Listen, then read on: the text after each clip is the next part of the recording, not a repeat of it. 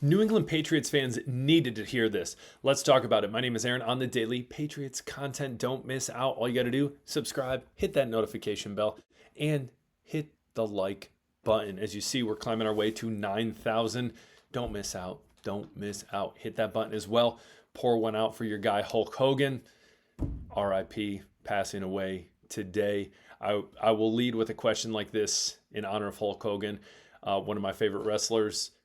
Simple question. Who was your favorite wrestler growing up? Some of you might say wrestling's stupid. That's fine. You don't got to answer the question. But wrestling, my favorite as a kid, Dwayne "The Rock" Johnson. When I was a kid, little kid, I would go home because all my friends could do this. And I went home and I practiced forever in the mirror. Just, do you smell what The Rock is cooking? Would do that all the time until I finally got it, and still now can do it. So favorite wrestler of all time, comment below in honor of the Hulk, Hulkamania, all that fun stuff. So jumping right into it, ladies and gentlemen, we do not need to panic. Everyone pump the brakes. Nothing crazy. Today, day 2, training camp, Morgan Moses being interviewed. And it's nothing crazy. He just said, listen, we're not in pads. Hell of a lot easier when it's in pads, he said, talking about how, he's even at the age he's at 34 in this league, veteran player, still has a lot to learn. Still has, is like a sponge taking in information, still trying to be the best that he can be. I think a lot of people see one game and or one play or something go wrong and they start to panic. They slam their hand on the panic button and they say, "Oh, we're going down quick. It's the Titanic. We're done." Not good. Listen, Morgan Moses is going to be okay.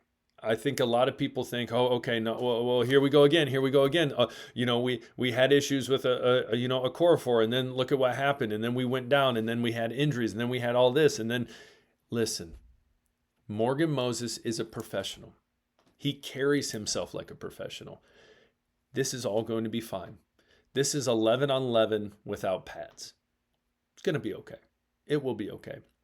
And again, this is day 1.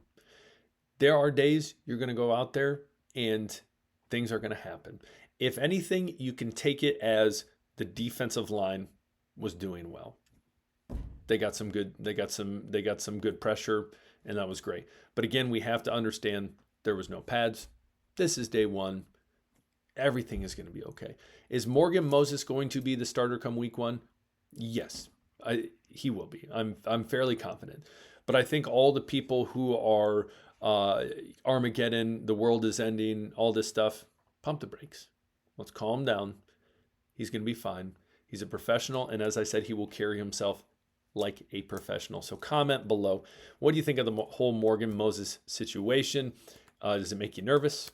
Do we need to take a step back, take a deep breath? That's my thought. I'm not worried about it at this moment. Again, I would tell you right now what I'm more concerned about is this right here, and that's Jaylen Pulk. Obviously minor muscle tightness, but second day in a row that he was not participating. I know for a lot of people, that's like, okay, well, that's not really that big a deal. But here's the thing. Every day he's not playing, that's less reps that he is getting. That is less time in front of the coaches that he is being able to be seen, that he can prove, hey, I deserve a spot on this team. Which, again, I would tell you between Jaylen Pulk and Javon Baker, obviously Jaylen Pulk being the second round pick, I think if it had to come between those two and it was kind of neck and neck, I would assume they probably leaned more towards Pulk just because I think they saw a lot more in him when they drafted him. And obviously that would be from the front office, not from this coaching staff. So I guess you never know. But I would say it's a bigger concern in my mind. The less that Polk is out there participating and being a part of the team and doing all this stuff, the less the coaches have eyes on him and they get to see and they get to do, comparison and all this fun stuff. So again, it's in Polk's best interest, and I'm sure he's not sitting there thinking like, "Oh, I want to be out. This is what I want." No, I'm sure he's not. But I would tell you I think that is more concerning with a wide receiver group where there's a lot of questions. Not necessarily when it comes to, people like Stephon Diggs. I think he's proven a lot of people wrong. or Pop Douglas, Keishon Boutte, Kyle Williams. I think there's a handful of people that we know are locks on this ball team, but it's more of, hey, at this other end, what players, they got to prove themselves. Again, I've said this time and time again. I wasn't 100% sold on Kendrick Bourne making this roster. And now I'm like, I think he has a good shot. And that's not good for someone like Jaylen Pulk, who's not out there participating. And so, like, you look at Polk, you look at Chisholm. A lot of people are high on Chisholm and his speed, his agility, and how he can consistently play well, catch the ball, and then in Baker. So those are three right there that you look at, and it's a big competition with them. For Chisholm and Baker, it only looks good on them that they get more reps when Polk is out. That it only looks it looks great. They're getting more reps, and a guy that they're competing with not getting the reps. So again, we will see moving forward, but I would tell you, I think that's a lot bigger than people think. I think it will be interesting moving forward. Hopefully he can get in there soon. Next up, on more positive news, Christian Barmore came out and said, listen, he feels fast, the quickest. He has the quickest feet, the most agile he has been since he has been in the NFL, in the National Football League. That is huge. A man coming off a rough 2024 campaign with the blood clots issues, all those different things, kind of making a return and then having to leave again. It was not ideal. We all know that. And last year, for the most part, was a dumpster fire. So knowing this, having Milton Williams next to him, having Landry, Keon White on this line, this defensive line, I've said it once, I'll say it again, they have the potential to be one of the best defensive lines in this league. And that's going to be good as well for our offensive line when they're practicing against them all the time. Only going to help them get better.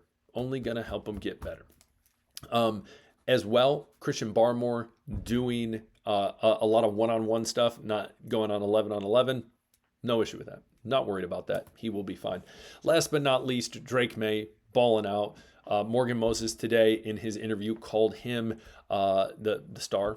He's a star. He has, again, a lot of potential. A lot of these guys seeing what he has, the intangibles he has, and moving forward, I think Drake May will continue to prove that in that draft he was better than a lot of those quarterbacks. And obviously he was taken third overall. So yeah, but again, Caleb Williams has a lot. I feel like he has a lot more pressure on his back than Drake May does. Again, the reason I say that, Caleb Williams last year had a lot more weapons than Drake May did. And Drake May proved, hey, he could do it without the weapons. Now he has a lot of weapons. And and you might say, well, Aaron, Drake May, he needs to be even better this year in the sophomore year with those weapons. Yes, I agree.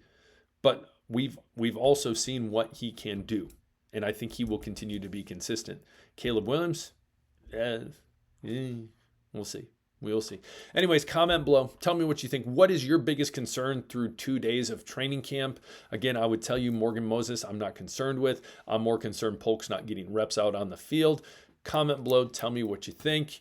Again, on your way out, hit that subscribe button. We're working. There we go. I can speak. Working our way up to 9,000. Don't miss out.